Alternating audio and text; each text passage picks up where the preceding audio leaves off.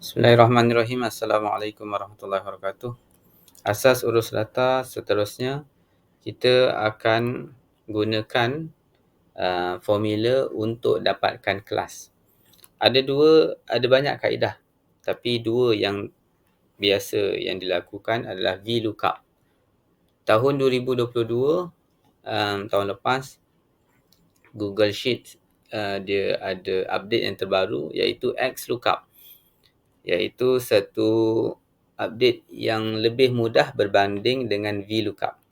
Jadi kita lihat formula XLOOKUP. Yang pertama sama dengan XLOOKUP.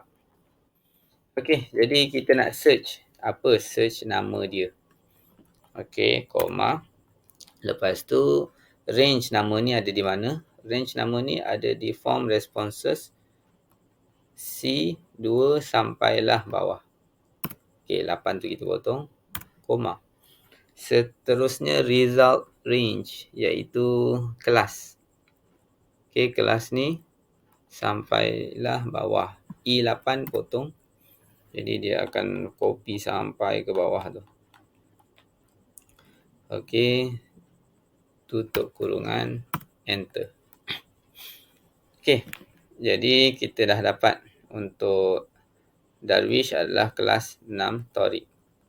Jadi kita hanya perlu kita tarik sampai ke bawah. Sebelum tarik ke bawah, kita perlu lock dulu.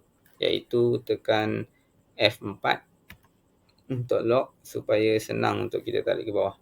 F4 untuk bahagian kolom E dan enter. Autofill akan automatic wujud di situ. Okey, alhamdulillah siap untuk kelas. Tetapi ada masalah apabila kita tukar selain daripada kalam jama'i. Contoh kita tukarkan mewarna. Di situ ada error. Kalau kita tukarkan nasyid pun sama ada error. Macam mana kita nak buang error? Kita boleh gunakan if error. If error akan buang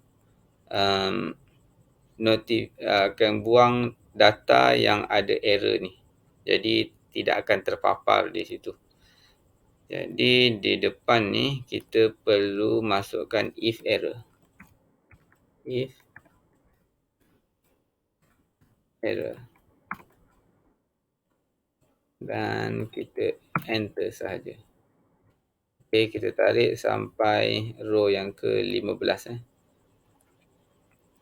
Tarik sampai row 15. Barulah dia akan berubah. Cuba kita tukarkan mewarna. Tukarkan kalam jama'i. Okey, insyaAllah pembelajaran kali ini iaitu XLOOKUP dan if error. Assalamualaikum warahmatullahi wabarakatuh.